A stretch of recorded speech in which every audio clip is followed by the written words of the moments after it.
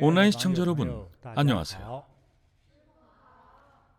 오늘 역시 부처님 경지를 탐색하다 시간입니다. 오늘도 각진 우리 법사가 함께 수업 진행을 돕겠습니다. 인사하십시오. 저는 수업 내용을 선정할 때 가급적 가벼운 주제를 다루려고 합니다. 제 수업을 듣는 분들이 조금이라도 불편하거나 무서워하지 않았으면 합니다. 정말 바라지 않습니다. 그렇다고 해서 제가 들려드리는 1화의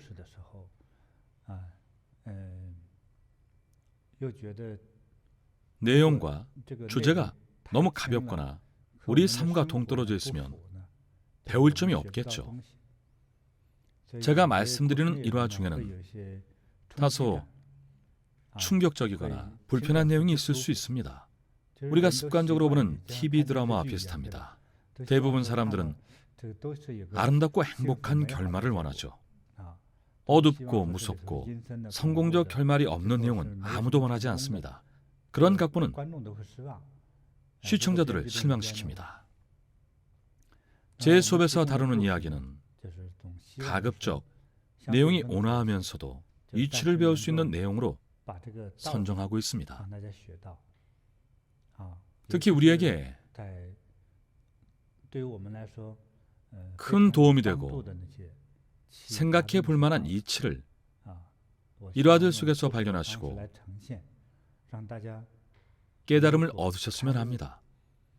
그 속에 담긴 이치를 우리의 몸, 마음, 영혼에 새겨 완전히 내 것으로 만든다면 훗날 유사한 상황에 처했을 때 슬기롭게 헤쳐나갈 수 있습니다. 특히 지금 수업의 큰 주제인 부처님 경지를 탐색하다 역시 모든 내용을 담고자 합니다. 여러분께서 선수행과 불법에서 가장 가치 있고 핵심적인 내용을 잘 익히고 배우셨으면 합니다.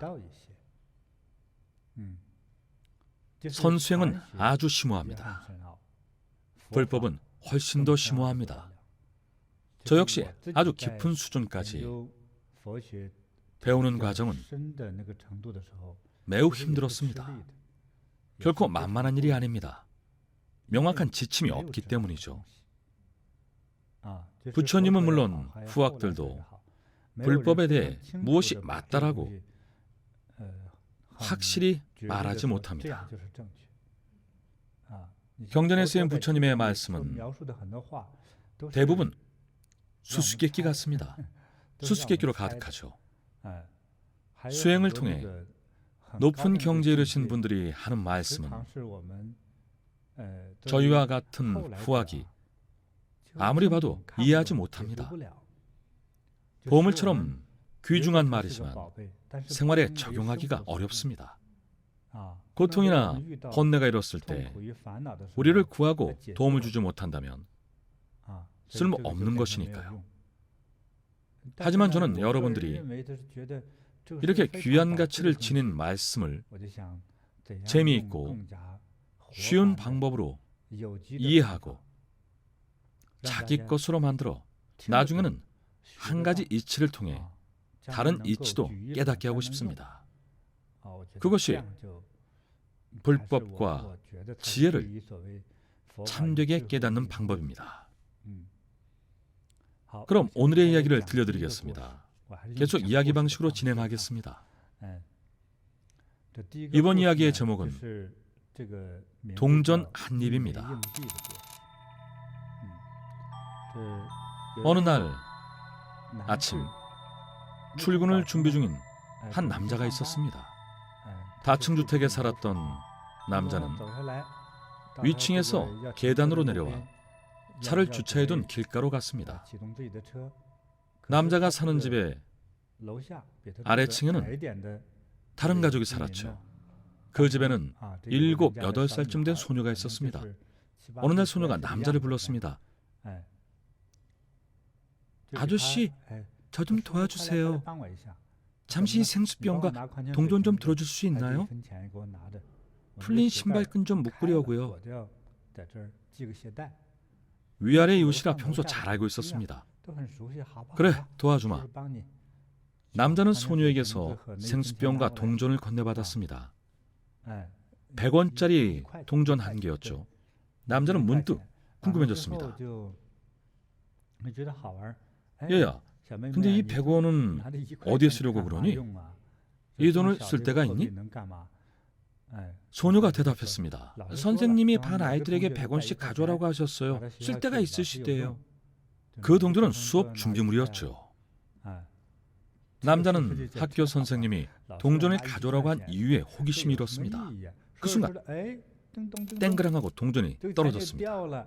동전은 남자가 서 있던 곳 아래로 굴러갔는데 하필이면 그곳에 하수도 구멍이 있었습니다.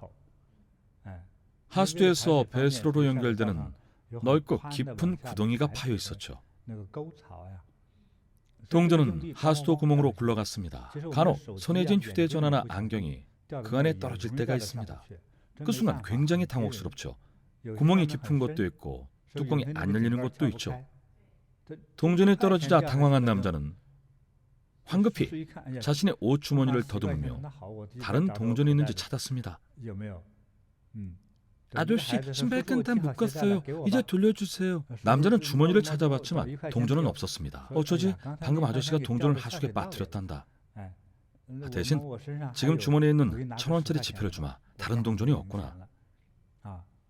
소녀는 수업에 쓸 동전이 필요했죠. 알겠어요.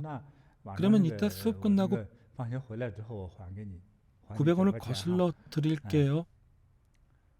사실 소녀는 남자에게 1,000원을 돌려줘야 합니다. 남자는 돈을 맡아줬던 것이지 가져간 것이 아니니까요. 하지만 소녀는 거기까지는 미처 생각을 못했죠. 괜찮다, 거슬러주지 않아도 된다. 얼마 안 되는 돈이니 그냥 가지렴. 소녀는 학교에 갔고 남자도 회사로 출근했습니다. 그날 저녁 누군가 대문을 두드렸습니다. 문을 열어보니 그날 아침에 동전을 맡아달라고 부탁했던 소녀와 그 소녀의 아버지가 서 있었습니다. 반갑게 인사했죠. 어쩐 일이세요? 어서 안으로 들어오세요. 소녀의 아버지는 남자에게 말했습니다.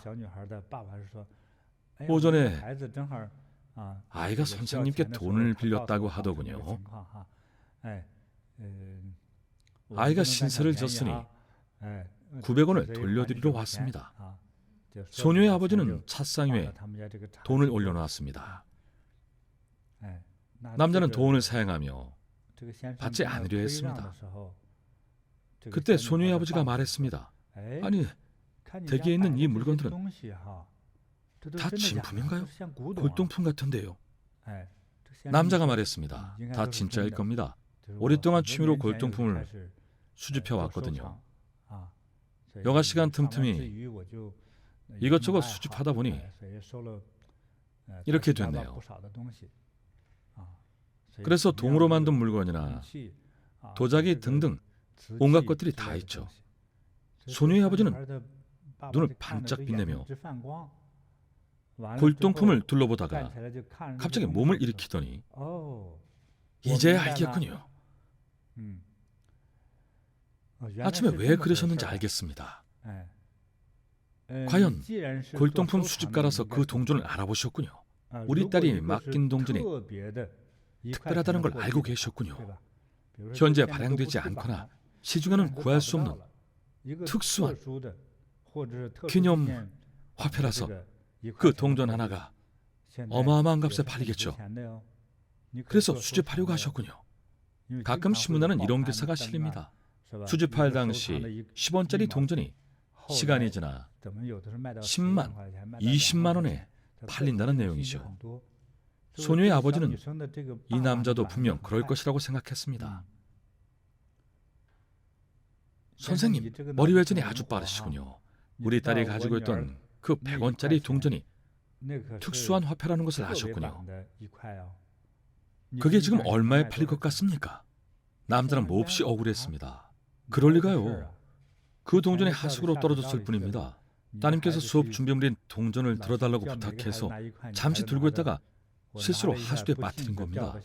그런데 갑자기 그 동전이 비싼 기념화폐라니 너무 억지 아닙니까? 남자는 이웃의 의도를 파악했습니다. 이거 가만 보니 내가 도둑놈 심보를 가진 애아빠를 만난 게로구나. 좋아. 그리 큰 돈도 아니고 이웃끼리 얼굴 붉힐 필요는 없으니 그냥 변상해주자. 그래서 얼마나 원하십니까?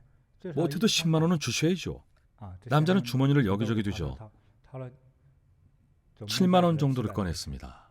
좋습니다. 특별히 7만 원만 받고 용서해드리죠. 소녀의 아버지는 선심 쓰듯 7만 원을 받고 자리를 떴습니다. 이를 지켜보던 소녀는 마음이 너무 불편했습니다. 아빠, 그런 게 아니에요. 정말 실수로 하수도에 떨어진 거예요. 아저씨는 좋은 분이니 그러지 마세요. 7만 원 받아가지 마세요. 네가 뭘 알아? 계속 그러면 혼난다. 아버지는 울음장을 놨습니다. 소녀는 마음이 몹시 초조하고 갈등이 일면서 양심의 가책을 크게 느꼈죠. 하지만 아버지의 탐욕을 꺾을 수는 없었기 때문에 할 수 없이 아버지를 따라 아저씨의 집에서 나왔습니다. 다음 날 아침 어디선가 경찰차 소리가 들려왔습니다. 골동품을 수집하던 그 남자는 앞으로 골동품 아저씨라고 부르겠습니다. 골동품 아저씨는 잠에서 깼습니다. 무슨 큰일이나 났나 싶어 서둘러 옷을 입고 계단을 내려가 봤습니다. 밖에는 많은 사람들이 어제 자신이 소녀의 생수병을 들고 동전을 떨어뜨렸던 그곳을 애워싸고 있었습니다. 인파를 비집고 들어가 보니 그 소녀가 추운 겨울날 몸은 뻣뻣이 굳은 채로 숨도 쉬지 않고 쓰러져 있었죠. 꾀죄죄한 모습으로 차가운 길바닥에 미동도 없이 누워 있었습니다. 인파 속에는 경찰도 있었습니다. 사정을 알아보니 소녀는 그 일 이후로 마음이 너무 답답하고 괴로워서 저녁에 아버지 눈을 피해 동전이 떨어진 하수도로 가서 쇠꼬챙이로 뚜껑을 열었습니다. 그런데 손전등을 들고 직접 하수도로 내려가 동전을 찾아다녔습니다. 동전을 찾았지만 미처 올라오지 못하고 쓰러졌습니다.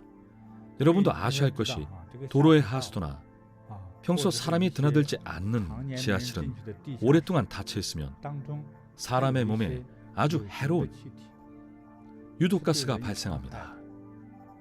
심하면 죽을 수도 있습니다. 다행히 목숨을 건져도 귀가 멀거나 벙어리가 되거나 반신불수가 될 수도 있습니다. 굉장히 위험한 가스입니다. 아버지의 억지 행동을 두고 볼 수 없었던 소녀는 자신이 직접 하수도로 내려갔습니다. 하지만 결국 때를 놓치고 목숨을 잃고 말았습니다. 하수도 곳곳에 퍼져 있는 메탄 등의 유독가스가 소녀의 생명을 앗아갔습니다. 마음 시작한 골동품 아저씨와 친부모가 이를 보고 얼마나 고통스러웠을까요? 말하는 저도 가슴이 아픕니다. 마음이 탐욕을 벗어나지 못하기 때문에 중생들이 무거운 짐을 지게 된다. 새 짐을 만들지 말라. 탐욕에서 벗어나지 못하는 한 무거운 짐을 벗을 수는 없다. 짐을 지는 것은 세상 사람들의 병이요 짐을 벗어버리는 것은 최상의 즐거움이니 무거운 짐을 버릴지언정 새 짐을 만들지 말라. 증일아암경 중에서. 이 이야기는 싫어합니다.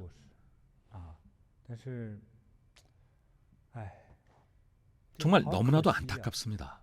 소녀의 아버지는 대체 왜 그랬을까요? 그 소녀는 하수도 안에 가득한 유독가스와 메탄가스 때문에 질식해 죽었습니다. 사실상 소녀의 아버지가 딸을 죽인 것이나 다름없죠. 아버지가 정말 사실 이야기 중간에 아버지가 딸을 데리고 돈을 갚으러 간 부분까지는 참 훈훈했습니다. 맞아요. 거기까지는 좋았습니다. 정말 훈훈한 전개였습니다. 소녀의 아버지가 다른 평범한 부모들처럼 남이 주는 것을 함부로 받아서는 안 된다고 가르치는 줄 알았죠. 누구나 어릴 적부터 아무리 친해도 남의 물건에 손대면 안 된다는 말을 듣고 자라니까요. 소녀는 1,000원을 받은 후에 너무 많은 돈을 받은 것 같아서 마음이 편치 않았죠. 결국 저녁에 소녀의 아버지는 딸과 함께 찾아가 정중하게 돈을 돌려주겠다고 말했습니다. 거기까지는 아주 좋았습니다. 하지만 아저씨의 집에 진열된 골동품을 보고 생각이 바뀌었죠. 이런 골동품들이 집에 있다니. 그때부터 못된 마음이 생겼던 거죠. 딴 생각이 든 겁니다.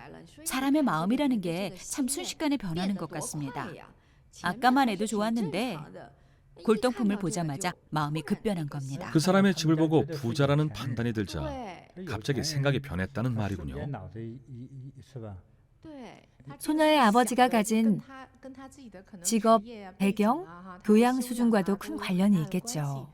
지난번 수업에서 스승님이 말씀하신 사교계의 꽃 1화에서도 그 사교계 여성이 부부의 사이좋은 모습을 보고 부르딸과 그 남편이었죠? 네, 남편이 옆에 있는 부인에게 웃으며 말하는 것을 봤죠. 사실 아무 일도 없었는데 그 사교계 여성은 두 사람을 질투했습니다. 본인의 직업이 그런 일이다 보니 똑같은 광경을 보고도 그런 생각을 한 거죠. 소녀의 아버지도 골동품 아저씨의 집에 진열된 골동품을 보고 사실 남의 집에 뭐가 있든 무슨 상관입니까? 그러니까요. 골동품을 봤다고 해도 저건 참 비싸겠구나. 이렇게 감탄하고 끝내는 것이 정상이죠. 그런데 소녀의 아버지는 이렇게 생각했죠. 골동품을 좀 아는 사람이네. 내 딸이 들고 있던 동전이 값비싼 동전일 수도 있었겠네. 그래서 속이고 가로챘구나. 견물생심이죠.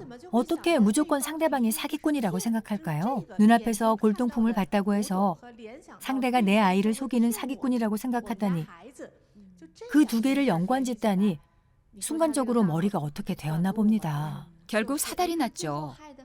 보다 못한 딸이 나섰다가 목숨까지 잃었지 않습니까? 게다가 딸은 아빠를 말리기까지 했습니다. 아빠, 그게 아니에요. 분명히 동전 하수도에 떨어지는 소리를 들었어요. 아저씨는 정말 실수로 떨어뜨린 거예요. 아빠에게 계속 설명했죠. 아빠는 그 말을 믿지 않았습니다. 본인이 직접 골동품을 본 뒤로 딸이 하는 말을 믿지 않고 자신이 꾸며낸 망상만 믿으려 했죠. 이미 눈이 뒤집혀서 귀에 아무것도 들어오지 않았죠. 두 분이 핵심을 잘 짚으셨군요. 그런데 가장 중요한 점을 간과하셨습니다. 이 모든 일은 겨우 100원 때문에 일어났습니다. 그렇죠? 이 사건은 중국에서 일어났습니다. 지금 중국에서 100원으로 뭘 살 수 있습니까? 파 한 뿌리도 못 사죠. 거의 아무런 가치도 없는 돈입니다. 그런데도 겨우 100원 때문에 상대가 부자인 것을 알자마자 곧바로 태도가 바뀌고 나쁜 마음이 생겨난 겁니다. 소녀의 아버지가 나중으로 갈 것도 없이 바로 몇 시간 후에 딸이 목숨을 잃을 것을 알았다면 과연 그런 짓을 했을까요? 그런데 오히려 이런 상황을 한몫 챙길 기회로 여기는 사람들도 많습니다. 부자들만 노리는 사람들이죠. 가난한 사람들은 거들떠보지도 않습니다. 부자들에게 접근해 돈을 뜯어낼 궁리만 합니다. 지나가다 고급차를 보면 다짜고짜 그 앞에 들어눕죠. 예전에 중국에 올라온 영상을 하나 본 적이 있습니다. 제 페이스북에 올라온 영상인데 어떤 도시의 교통 상황 CCTV에 찍힌 사고 영상이었습니다. 범인은 상습범이었죠. 독일제 고급차를 보면 곧바로 들어 누웠습니다. 그러면 최소한 보상비로 수십만 원은 받아낼 수 있었죠. 대단하지 않습니까? 정말 악질입니다. 한 번은 새빨간 스포츠카를 보고 얼른 가서 들어 누웠습니다. 신호등이 초록불로 바뀌자마자 재빨리 가서 털썩 들어 누웠죠. 그런데 신호가 바뀌는 순간 스포츠카는 그대로 지나갔고 그 상습범은 차에 치여 멀리 날아갔습니다. 병원에서 며칠 지나지 않아 결국 사망했습니다. 공교롭게도 그 스포츠카는 젊은 아가씨가 운전을 하고 있었는데 그날따라 참 재수없게도 염라대왕 역할을 하게 됐습니다. 그날 아가씨는 기분이 좋지 않았습니다. 연인과 이별을 하고 온갖 짜증이 나는 상태였죠. 상습범이 차 앞에 들어놓은 것도 눈치 못 채고 아무 생각 없이 차를 몰았습니다. 사람 그림자가 지나간 듯했지만 원체 화가 난 상태인데다 머릿속엔 온통 헤어진 남자친구 생각뿐이었습니다. 눈앞에서 무슨 일이 벌어졌는지 살펴볼 겨를조차 없었습니다. 차박혈에 사람이 누워있을 줄 누가 상상이나 했겠습니까? 게다가 경사진 도로여서 더 잘 안 보이는 구조였습니다. 거기다 화까지 난 상태였죠. 거기다 스포츠카였으니 달리는 속도가 얼마나 빨랐겠습니까? 페달을 붕 밟고 나가는 순간 그 상습범을 쳐서 멀리 날려버렸습니다. 상습범은 중상을 입고 7, 8일 후에 사망했습니다.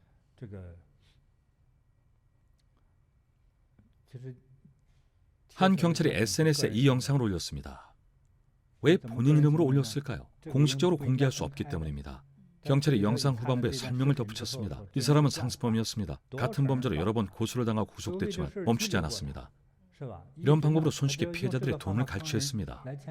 아예 이 일을 직업으로 삼았군요. 직업인 셈이었죠. 집에 노모를 모시기 위한 것도 아니고 자녀의 학비를 위해서도 아니었습니다. 그렇게 번 돈은 융비로 탕진했죠. 한심한 사람이었습니다. 경찰들도 골머리를 앓고 있었죠. 영상을 올린 경찰이 이렇게 말할 정도였습니다. 시민을 위해 악을 물리친 운전자에게 감사를 전합니다. 악한 행동을 저지르는 사람은 결국 제 꾀에 스스로 넘어가는 법입니다. 100원 때문에 벌어진 일도 그렇습니다. 소녀의 아버지는 7만 원을 벌었다고 좋아했지만 그 대가로 사랑하는 딸이 목숨을 잃고 말았죠. 너무 큰 대가를 치렀습니다. 아예 아버지의 수준이 어쩜 그렇게 낮았을까요? 그런 행동은 아주 저급하고 낮은 행동입니다. 교양이 없다는 말로도 부족하고 아주 부도덕하죠. 덕성이 부족한 것을 부도덕하다고 합니다. 남이 어떻게 되든 제 입속만 차리려는 사람이죠. 게다가 애가 보는 앞에서 그런 사기를 치다니 정말 악질입니다. 외국의 조직폭력배들도 자식 앞에서는 갑자기 착한 척을 하고 아이가 가고 나서야 범죄를 저지릅니다. 그런데 소녀의 아버지는 자식 앞에서 그런 행동을 했죠. 저속하기 그지 없습니다. 그리고 혹시나 해서 말인데요. 불교나 선생을 배운 분들은 이런 말은 하지 마십시오. 전생이 어땠길래 그럴까요? 일단 전생은 생각하지 마십시오. 전생이 어떻고 이런 얘기는 하지 맙시다. 불법을 배웠다고 해서 매번 전생을 연관짓지 마십시오. 현생에서 저지른 일을 왜 전생과 이런저런 비교를 합니까? 그릇된 생각을 집착하여 진리의 길을 등진 채 마음이 어두워 기름화복이 생기는 원인을 모르며 다만 일어난 결과만을 두고 울고 또는 괴로워한다. 이 세간의 어떤 것도 영원한 것은 없다. 모든 것은 바뀐다. 사람들은 괴롭고 아픈 것은 알아도 바른 가르침은 모른다. 바른 가르침을 듣지 않고 깊이 생각하는 바가 없으므로 눈앞에 닥친 욕망에 빠져 그것을 탐착하여 마지 않는다. 무량수경 중에서 사람의 본성을 놓고 말해봅시다. 그럼 우리 두 분께서 한번 이 사연을 각색해 봅시다. 우리가 창조의 신이라면 시간을 되돌릴 수 있겠죠. 여러분이 그 딸의 아버지 아니면 어머니라고 가정합시다. 딸의 사연을 듣고 이렇게 말했겠죠. 그래, 엄마랑 같이 돈을 돌려드리러 가자. 각진 법사라면 우리 법사가 먼저 손을 들었으면 어떻게 하셨겠습니까? 저는 소녀가 너무 불쌍합니다. 생각만 해도 가슴이 아파요. 시간을 다시 되돌릴 수만 있다면 이제까지 발생한 사건의 모든 순간순간마다 각각 다른 전개를 할 수 있다면 어떻게든 소녀의 목숨을 구하는 쪽으로 각색하고 싶습니다. 제가 만약 소녀의 엄마였다면 소녀가 학교를 다녀와서 학교에 1,000원 중에 100원을 내고 남은 900원을 저에게 건넸겠죠. 어디서 이렇게 많은 돈이 났니? 그럼 아이가 무슨 일이 있었는지 저에게 다 설명하겠죠. 어떤 아저씨가 돈을 맡아줬다가 실수로 그 돈을 잃어버렸는데 그 대신 제게 1,000원을 주셨어요. 학교에 가서 그 돈을 선생님에게 드렸더니 900원을 거슬러 주셨어요. 엄마 이제 어떻게 할까요? 저라면 이렇게 말할 겁니다. 얘야, 다른 사람의 돈을 가져오면 안 된단다? 이따가 엄마랑 같이 아저씨한테 가서 900원을 돌려드리고 오자. 사실 조금 더 대담한 엄마였다면 이렇게 말했겠죠. 얘야, 네가 직접 가서 돈을 돌려드리고 오렴. 감사 인사는 꼭 해야 한다. 이렇게 당부하면서요. 아이는 돈을 들고 갔을 겁니다. 딱히 인사치레도 할 줄 모르고 다른 할 말도 없었을 테니까 그저 감사하다고 했겠죠. 엄마가 900원을 돌려드리래요. 이러면 다 원만히 마무리되겠죠. 감사하다는 말도 했으니 이것으로 된 것 아닙니까? 사실 아주 간단한 일입니다. 그렇습니다. 아이가 목숨을 잃을 일도 없었겠죠. 그렇습니다. 혼자 하수도에 내려갈 일도 없었겠죠. 맞아요. 아저씨한테 인사만 하고 오면 끝나는 일이잖아요. 아무 일 없이 지나갔겠죠. 그래야 정상이죠. 각신법소도 한번 각색해 봅시다. 창조의 신이라 생각하고 지구에서 일어난 일을 재구성해 봅시다. 그날 저녁으로 되돌아가 보겠습니다. 저녁 식사를 마치고 제가 어머니라면 이렇게 말할 겁니다. 정말 마음씨 좋은 아저씨구나. 아침에 아저씨가 실수로 동전을 떨어뜨렸지만 1,000원을 주신 덕분에 학교에 돈을 낼 수 있었구나. 엄마랑 같이 남은 900원을 돌려드리러 가자. 아이도 무척 좋아했을 겁니다. 아이와 함께 이웃집을 찾아가 일단 감사의 마음을 표하고 이런저런 이야기를 나눴겠죠. 요즘에는 이웃끼리 서로 왕래가 별로 없어서 서로 무슨 일을 하는지 잘 모를 때가 많습니다. 이왕 기회가 생겼으니 서로 이야기를 나눴겠죠. 서로 무슨 일을 하는지 이야기를 나눴을 겁니다. 그런데 집안을 둘러보니 골동품이 아주 많았습니다. 거기다 무척 귀해 보였죠. 그걸 보고 아저씨에게 교양 있고 기품 있고 지식도 많다며 칭찬을 건네면 아저씨도 인사치레를 하겠죠. 아유, 저도 잘은 몰라요. 그저 취미생활이죠. 그때 엄마의 머릿속에 뭔가가 떠오릅니다. 저희 집에도 이것과 비슷한 도자기가 있는데요. 청자 같은데 확실히는 모르겠습니다. 할아버지가 남기신 유산인데 볼 줄 아는 사람이 없어서요. 예전부터 쭉 집에 있었습니다. 혹시 이쪽 분야를 잘 아시면 언제 한번 저희 집에 오셔서 봐주실 수 있을까요? 골동품 아저씨도 곰곰이 생각했습니다. 좋습니다. 오늘 여기까지 오신 것도 인연이니 지금 같이 내려가서 한번 살펴보는 게 어떨까요? 좋은 생각입니다.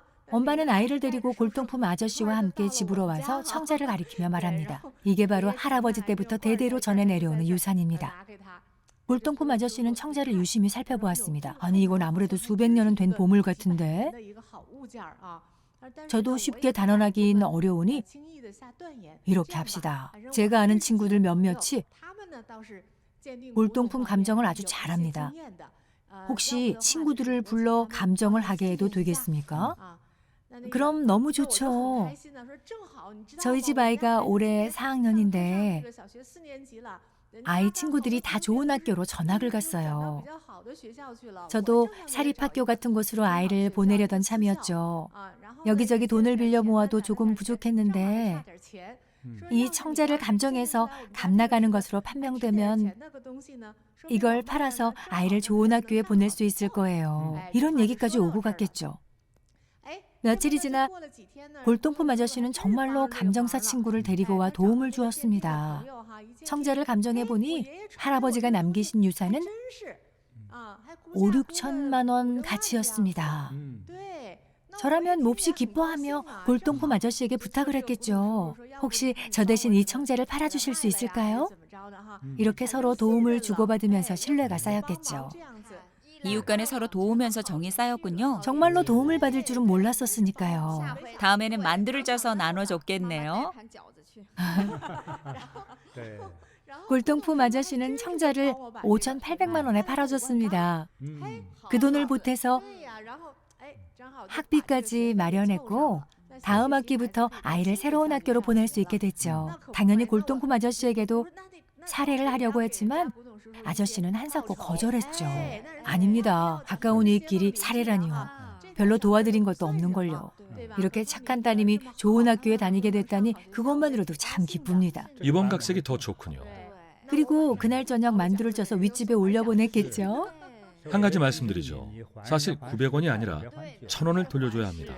계속 900원 하는데 100원은 골동품 아저씨가 뺏은 돈이 아닙니다. 돈에 눈이 멀었나 봅니다. 평소는 수학을 그렇게 잘하면서 빌린 돈을 갚을 때는 영 아니네요. 그러게요. 감사합니다, 스승님. 1,000원이 맞아요. 1,000원짜리 지폐 그대로 드려야죠. 다른 일로 얽히지만 않으면 공손히 1,000원을 돌려주고 별다른 일 없이 무사하게 아무런 비극 없이 끝났을 겁니다. 다시 만나도 서로 인사하는 좋은 이웃으로 남았겠죠. 시청자분들도 생각해 보십시오. 똑같은 일이 일어나도 욕심과 탐욕을 부리지 않으면 별탈 없이 무사히 지나갑니다. 그렇게 복잡하게 얽히지 않고도 돈만 제대로 돌려주면 모든 것이 예전처럼 돌아갑니다. 평온한 일상과 평온한 하루를 보내는 것이 가장 큰 행복입니다. 엄마들은 늘 평안한 것이 곧 행복이라고 말하죠. 평온하고 상스러운 생활이 가장 중요합니다. 평온하고 상스러우려면 어떻게 해야 합니까? 탐욕을 부리지 말고 탐욕을 버리십시오. 새로운 성어가 등장했었죠. 견물생심. 견물생심은 결국 남도 해치고 자신도 해칩니다. 탐욕으로부터 근심이 생기고 탐욕에서 두려움이 생긴다. 탐욕할 일 없으면 무엇을 근심하고 무엇을 두려워하랴. 법구경 애호품 중에서.